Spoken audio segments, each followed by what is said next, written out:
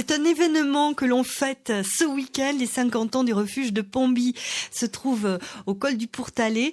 Et donc, on a des invités qui vont nous en parler. Il y a André Eigen Odap qui est avec nous. Bonsoir André. Bonsoir. Alors, vous êtes responsable du commission refuge au club alpin français. Tout à fait, au club alpin français de Pau et de la vallée d'Ossau. Faut pas les oublier. On a les refuges qui sont implantés chez eux. Et vous allez donc nous parler du fameux programme parce qu'il y a plein de choses à faire. Vous allez vous en rendre compte. Et puis, nous recevons aussi des gens qui sont gardiens du refuge, qui sont là avec nous. Alors, nous avons donc évidemment avec nous Guy Serrandou. Bonsoir. Bonsoir. Vous avez été gardien du refuge pendant 28 ans. À partir de 1979 jusqu'en 2007 2006. 2006. Et puis depuis, vous avez pris le relais, vous, Karine de Peyre. Bonsoir. Bonsoir. Ça fait 10 ans que vous êtes là-bas sur place. Voilà, en 2007, on a succédé à Guy. Ah bon, et la saison est lancée, ça y est. Ça y est, on y est depuis le mois de mai. Ouais, ouf, il y a du monde qui passe beaucoup là en ce moment. Oui, il fait beau, la neige n'est pas au rendez-vous cette année, donc c'est vrai que ça prédispose à des randonnées. Un été qui commence plus tôt. Voilà, et du coup les gens se mettent à la randonnée un petit peu plus tôt quand il y a pas de neige. Ils sont moins bloqués par la neige. C'est ça. Oui. Ouais. Alors c'est vrai que vous avez fait un beau programme pour samedi et dimanche. Vous nous proposez plein de choses à découvrir. Il y a des randonnées pour arriver au refuge depuis le parking. Vous donnez rendez-vous à tout le monde 8h30, 9h30 de moment de rendez-vous au parking d'Anneau, à environ 1 km 200 du col du Pourtalais. Et là, que va-t-il se passer? On arrive au parking à 8h30? Tout à fait. Vous arrivez au parking à 8h30, entre 8h30 et 9h, 9h30. Il y aura des gens pour vous accueillir, des gens du club, qui vous amèneront jusqu'au refuge, qui amèneront les participants qui sont déjà inscrits, les personnalités qui viennent, parce qu'il y aura une petite cérémonie entre 11h et midi, pour faire un retour sur tout le refuge. Et ensuite, à partir de là, il y aura des activités qui seront essentiellement orientées vers la randonnée, la découverte des paysages, la découverte du milieu. Et il y aura aussi surtout une inauguration de l'exposition sur le refuge de Pomby, sur laquelle a énormément travaillé une bénévole du club qui a fait des tas de recherches, mais je ne vous en dis pas plus, il faudra monter pour le découvrir. Oui, et puis c'est une très très belle histoire. Si on veut en savoir plus, on peut aller aussi sur le site du club alpin français, parce qu'il y a les fameux carnets de route qui ont été tenus par Bernard Boutin qui raconte toute cette saga et c'est très très bien décrit. En tout cas, on va en parler aussi avec nos invités dans quelques instants sur France Bleu Béarn. Alors donc, si j'ai bien compris, il faut quand même s'inscrire pour venir samedi et dimanche, et vaut mieux. Il y a des gens du club qui sont déjà inscrits, les inscriptions sont toujours en cours, mais rassurez-vous, nous accueillerons tout le monde. Il y aura quelques difficultés par contre au niveau, je pense, du buffet. Et on amène son pique-nique. Il faudra que chacun amène son pique-nique. Et effectivement, vous pourrez participer à tout. Oui. Donc, comme intervenants, nous aurons les bergers qui viendront parler un petit peu de leur métier autour du refuge. Nous aurons également des gens du parc national qui nous présenteront un petit peu la faune et la flore locale. Et on aura aussi pardon, j'oubliais quelque chose. Nous aurons surtout les contes le soir qui seront animés à partir de 17h à 17h30. Ensuite, le repas du soir au refuge et des chanteurs locaux avec le groupe Esta, qui est originaire de la Reims. Donc ça, c'est pour la journée du samedi. Du samedi. Et ensuite, tout le monde se couchera et se lèvera le lendemain un petit peu comme il pourra. Oui, ça voilà. C'est sûr, et là, fêtera les 50 ans. Et là, il y aura à nouveau un accueil qui se déroulera au niveau du parking d'Anneau pour les gens qui veulent venir à la deuxième journée. Tout simplement. Donc, eux, ils seront accueillis entre 9h et 10h30. Par contre, du refuge partiront quelques randos un petit peu avant. Donc, certaines randos démarreront vers 9h30 du refuge, qui sont un petit peu plus longues. Et il y aura quelque chose de très intéressant. C'est une conférence sur la réintroduction du bouquetin dans le parc national du Pyrénées et une visite des milieux aquatiques aussi. Ensuite, des observations de papillons, des observations des araignées, de toutes différentes faunes et flores autour du refuge. Il y aura le déjeuner à midi avec surtout les bergers qui viendront parler de leur métier à nouveau. Et ensuite, à l'après-midi, il y aura la découverte des zones humides du cirque d'Anneau, la découverte de la flore à nouveau. Et ensuite, nous ferons différentes descentes guidées vers différents lieux, vers Bious-Artigues, vers le Caillou de Soc et vers Anneau, pour amener les gens. Et on croise les doigts pour que tout se passe bien. Mais oui, tout va très bien se passer pour ces 50 ans. On revient dans un instant sur France Bleu Béarn pour évoquer justement cette fabuleuse histoire avec tout plein d'anecdotes qui ont eu lieu dans cet endroit particulier. Ça se passe en Béarn. Tous les jours, 16h-19h. Ça vaut le détour. Anna Luciani. Le refuge de Pomby au Pourtalais qui fête ses 50 ans, ça vaut vraiment le détour. On a parlé des nombreuses animations qui vous attendent ce week-end, samedi et dimanche. En fait, il suffit que vous veniez au parking d'Anneux entre 8h30 et 9h samedi ou dimanche. Et puis après, on vous guide, on vous amène jusqu'au refuge de Pomby. Et puis là, vous allez découvrir de nombreuses animations à faire, des randonnées, mais pas seulement. On va découvrir aussi l'histoire de ce refuge avec des gardiens. Karine Depeyre qui est avec nous. Alors vous êtes la co-gardienne du refuge depuis 10 ans avec votre compagnon Léon Ferry. Oui. Alors quand vous êtes arrivée quand même, vous avez eu une belle aventure, non ? Oui, très vite, ma fille est arrivée. Enfin, la première année, non. On va dire qu'on a préparé le terrain. La deuxième année, je suis montée enceinte. Je suis descendue à une semaine d'accoucher et voilà. Donc, elle a 10 ans, donc là, pratiquement. Et donc, Pas comme tout à c'était la fait. deuxième année, elle va avoir 9 ans. 9 ans, Oui. d'accord. Et donc, elle a toujours vécu dans la montagne Oui, en hiver, on est aussi en montagne. On habite dans un petit village d'une vallée parallèle. Et tous les étés, elle est habituée à monter depuis toujours, oui. Ouais, est-ce qu'elle se voit vivre ailleurs qu'à la montagne ? Je crois pas, non. Parce que c'est vrai que c'est un fabuleux terrain de jeu pour les enfants. Ah oui, et puis chaque année, on fait des nouvelles découvertes. Maintenant, elle propose aux gens de les emmener au col de Pays-Roger ou au col du Saoubiste. Elle fait aussi Voilà, un guide de montagne. Donc, ouais, elle nous surprend nous-mêmes. Et oui, c'est sûr que elle est à bonne école, non ? Peut-être avec vous, qui lui Oui, apprenez. enfin nous, on reste plus souvent dans le refuge Ouais. plutôt que d'accompagner les gens. Et comment ça vous est venu cette idée de devenir gardienne de refuge ? Comment En fait, moi, je suis gardienne depuis 21 ans. Oui, j'ai vu, avant, vous étiez ailleurs, Voilà, j'étais ailleurs et je pratiquais la montagne. Et un jour, un jour où un ami m'a demandé de l'aider dans le refuge, j'ai trouvé ça vraiment bien et j'ai décidé de basculer de mon métier d'alors, qui était dans la culture, à la vie de refuge. Oui. Ouais. Alors, qu'est-ce que c'est ? Ça consiste en quoi, en fait, gardien de refuge ? C'est très polyvalent, gardien de refuge. C'est pouvoir accueillir les gens, faire en sorte qu'ils se sentent bien le soir quand ils arrivent, mais c'est aussi pouvoir les renseigner. Un gardien doit connaître les voies d'escalade, pour Pomby par exemple, doit connaître les chemins qui sont autour, avoir des rapports avec les gardiens alentours, doit pouvoir conseiller, mais c'est pas lui qui va vous engager, il ne fera que vous conseiller. Et c'est vrai que ce rôle un petit peu d'informateur est de plus en plus présent. Bien sûr. Alors, comment ça se passe ? On réserve avant de venir au refuge ? Il y a combien de places ? Alors, oui, il vaut mieux réserver, parce que surtout à certaines périodes. Alors, il vaut mieux réserver en juin et en septembre pour qu'on puisse préparer les repas en conséquence, parce qu'on fait que du maison avec des gâteaux maison, et en été pour avoir de la place. D'accord. Et puis, j'ai lu, par exemple, qu'il y avait des demandes spéciales. Alors, il n'y a pas des cornets de frites ou des choses comme ça. Oui, au par mois les d'août, on a gens. pas mal de demandes de cornets de frites ou de glace, mais voilà, c'est là qu'il faut rester disponible pour expliquer qu'il n'y a pas l'électricité, que les frites, ça sent pas bon dans le refuge, alors que, voilà, on prône la convivialité, donc des petites choses comme ça. On essaye de rester disponible. Et puis, vous essayez, est-ce que les gens aussi soient déconnectés un peu avec les portables ? Je lisais aussi Oui, cette là, on aventure, leur offre la chance de pouvoir enfin être déconnectés sans Wi-Fi et sans quoi que ce soit. Donc, on essaye vraiment de véhiculer ça comme étant une chance et pas un désavantage. Ouais. Est-ce que la vie, elle est dure dans un refuge comme ça quand on est... Enfin, remarque, vous êtes au moins les plus agréables. Moi, j'ai pas l'impression de vivre une vie masochiste. Je l'ai choisi et j'adore ça.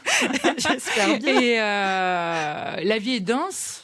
On pourrait pas faire ça toute l'année parce que c'est 7 jours sur 7. C'est donc de très tôt le matin à très tard le soir. Il faut être complètement disponible. Il faut arriver à garder le sourire dans toutes les circonstances ou à être là. Il y a eu un décès il y a pas longtemps. Il a fallu gérer un groupe en pleurs avec des crises de nerfs. Bon, voilà. Il faut tout le temps être disponible Présent et pour réactif l'accueil, dans toutes et voilà. les conditions. Ouais. Combien vous m'avez dit qu'il y ait de place au refuge de Pomby ? 45 dans le refuge Ouais. et 16 dans une tente marabout qu'on rajoute en été pour pouvoir compléter l'offre. Ouais. Donc il y a des gens aussi qui viennent au dernier moment aussi, qui Oui. font, je suppose, une grande traversée, et qui se retrouvent là. Voilà. Et vous Alors pour demandent, les gens tiens, qui font une traversée ou qui ont pris du retard dans une voie et qui désirent rester au refuge, là, le refuge prend toute sa dimension. C'est-à-dire qu'on trouvera toujours une place. Après, c'est vrai qu'on sermonnera un petit peu plus ceux qui montent depuis le bas sans avoir pris la précaution de téléphoner à des périodes où ils savent que ça va être rempli. Et ça coûte combien de passer une nuit en refuge ? La nuit est à €, 20,50 Ouais. €, je sais même plus. Et En après, tout cas, pour repas, nuit et petit déjeuner, on est à 43 €. D'accord, repas, nuit et petit déjeuner pour la totale, quoi. Le repas Voilà. le soir et le petit Après, déjeuner il y a le des matin. tarifs si on est au club alpin français, si il y a des D'accord. enfants, si on est en groupe. Enfin bon, pour ça, il y a voilà. Ouais, c'est une belle expérience, tiens, de venir que jusqu'au refuge, peut-être si on n'a pas trop l'habitude de marcher en montagne. Et là, il y a des gens qui nous écoutent. Pomby, c'est un refuge qui est apprécié pour les enfants parce Oui. qu'il y a le lac, il y a l'ambiance montagne avec les grimpeurs qui reviennent avec les frênes, qui s'étalent sur la terrasse. C'est vrai que ils voient les gens avec les gros sacs à dos qui font les traversées. C'est un refuge très formateur et qui a encore sa dimension de refuge avec les dortoirs les uns à côté des autres. Et donc, ils découvrent ce qu'est un vrai refuge. Oui. En plus, je crois que vous montez donc certains, parce qu'il y a le ravitaillement et tout ça. Donc certaines choses sont amenées par hélicoptère. Alors oui, 3 fois dans la saison, on fait un héliportage et tout le frais est monté à dos. Oui. Dos d'âne. Non, mulet. d'homme ou de femme. Ah, d'hommes et de femmes. Attends. Non, parce que je pensais à l'histoire qu'on va vous raconter dans un instant, qui est pas mal aussi. C'est avec une ânesse, en fait, qui s'appelle Marguerite. Ça s'est passé avec vous à l'occasion, quand vous étiez gardienne de refuge. C'était entre 1979 dans ces eaux-là, hein, avec vous. Oui, dans ces Oui. eaux-là, je me souviens pas exactement, ou peut-être un peu plus tard, même, Bon, 80, on va en enfin bref. Et je me souviens d'ailleurs il me semble que ça s'appelait plutôt Marquise. Mais enfin, Marquise ou Marguerite, je sais pas sûr. oui, En tout peu cas, importe. sur le carnet que je lis là, Oui, du oui. club d'affaires, c'est une Marguerite, Oui. l'ânesse. On va raconter son histoire dans un instant sur France Bleu Béarn. Profitez de ce week-end pour aller prendre un grand bol d'air frais, j'espère, en allant. Quelle température il fait, tiens, au refuge du Pomby aujourd'hui? En fait, les 50 ans ce week-end, samedi et dimanche. Voyons, Karine, vous qui êtes gardienne du refuge, vous savez combien vous avez? Oui, là, il fait 24-25 quand même encore. Mais Ah on peut oui. se baigner dans le lac qui est du coup un peu plus Qui est frais. gelé. Non, qui doit être à combien? 14, 15 degrés? Oh oui, on doit commencer à atteindre les 15. D'accord. Donc, voyez, pour se rafraîchir, allez à Pomby dès aujourd'hui, parce que nous, on est à 33, 34 degrés, donc ça fait une sacrée différence, hein, c'est vrai. Et donc, on parle de ces 50 ans avec l'histoire de ce refuge, deux gardiens de refuge qui totalisent avec 38 ans de présence sur place sur les 50 ans. Karine de Peyre, donc, avec vous, on a parlé. Et puis, j'ai à côté de moi aussi Guy Serrandour, qui, vous, avez été gardien du refuge pendant 28 ans. Et donc, à un moment donné, je raconte qu'il y avait une ânesse, Marguerite, pendant 3 ans, qui vous épaulait pour monter sur son dos le matériel dont vous aviez besoin. Et que s'est-il passé alors un hiver? C'était pas l'hiver, c'était encore c'était septembre. Ah oui, c'était le mois de septembre. C'était encore le mois de septembre. Il y a eu tout d'un coup une tempête de neige qui est arrivée. Donc il a neigé. Bon, il neige. Bien sûr, il n'y avait plus personne. On était un petit peu inquiets pour l'ânesse. Alors on a essayé de la mettre à l'abri sous les rochers. Ensuite, on l'a mise sous une tente. Mais il continue de neiger. Alors la question puis bien quoi quand même. La question se pose d'un coup, c'est à dire mais si la tente s'effondre avec l'ânesse dessous, on est mal là, quand même. Alors et demain, s'il y en a encore plus, comment on fait? Alors on a pris la décision de descendre. Alors descendre, mais alors on voyait plus rien. Alors on est descendu au plus court bien sûr, presque faire des ramasses avec l'ânesse et on descend. Et puis à un moment, on est là perdu dans le brouillard. Bien sûr, on voit plus de la neige. Il y avait 20-30 cm de neige au moins. Et on s'arrête. Et l'ânesse continue.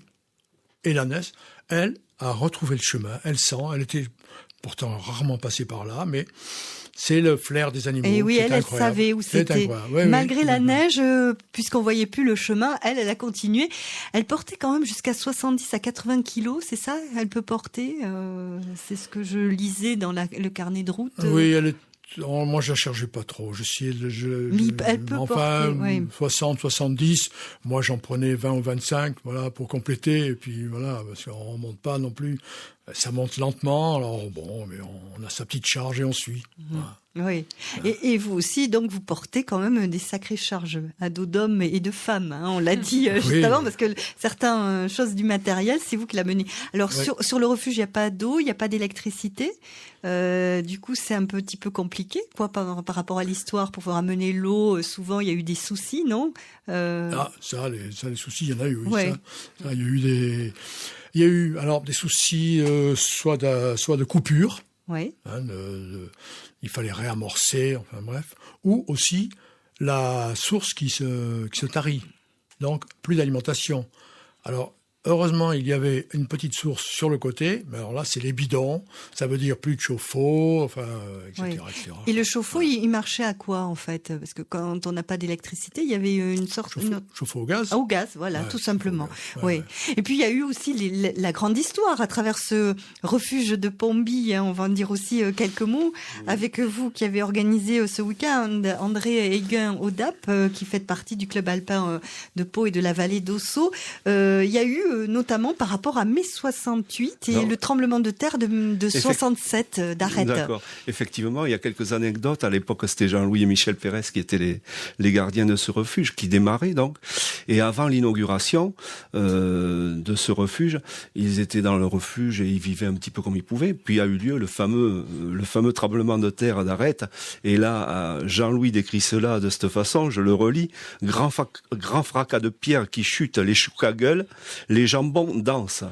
Et plus tard, sur le transistor, ils apprennent qu'effectivement, il avait eu lieu le tremblement de terre. Et cette année-là aussi naissait le Parc national des Pyrénées. Et fin septembre, l'inauguration officielle du refuge. Oui. Voilà. Donc, ça faisait pas un gros concentré. Et en 68, il est truculent, ce garçon. En mai 68, il était totalement isolé au refuge. Et en fait, ce qu'il avait fait, Jean-Louis, il avait acheté un fusil parce qu'il avait peur que des desperados viennent passer au refuge et lui fassent du mal. Oui, parce qu'il avait entendu par rapport à des gens qui passaient, qui avaient mai 68 et tout ça, la révolution. Il avait peur, là. Et lui, comme il n'avait pas d'actualité, il n'avait pas d'électricité, du coup, il s'est dit, Les oh là là, il faut Bleu-Béarn que je... n'existaient pas à l'époque. Voilà, c'est vrai aussi. C'était il y a bien longtemps, donc il était obligé d'aller acheter, Tout on à ne sait fait. jamais, s'armer au cas où ils arrivaient jusque-là. Et il y avait aussi une autre anecdote à l'époque. C'est en 70, le dernier né de la famille, Thomas, il est baptisé sur les berges du lac de Pomby par le curé de Foix. L'abbé Simor, entouré de bergers et de moutons, vous voyez. Ah oui, c'est beau ça comme image. Quelle belle histoire. Oui. Bon, on va finir sur cette histoire-là en tous les cas. Et puis moi, je vous invite à aller découvrir ce refuge de Pomby au col du Et Portalet. si je puis me permettre d'aller découvrir le club alpin français de Pau sur le site cavedepau.ffcam. Bon, on met sur Club le site, Alpin voilà. Français de Pau et on va Tout à fait, on trouver trouve tout. Voilà, les carnets de route Tout aussi à qui ont fait, été écrits. tout est décrit, voilà. Et puis rendez-vous sur le parking d'Anneau samedi et dimanche entre 8h30 et entre 8h et 9h pour aller découvrir Il y le aura refuge du de monde, Pomby. il y aura des fanions qui indiqueront le lieu de départ. Merci Ça va. en tout cas, merci à vous trois. À bientôt, au revoir. Bleu.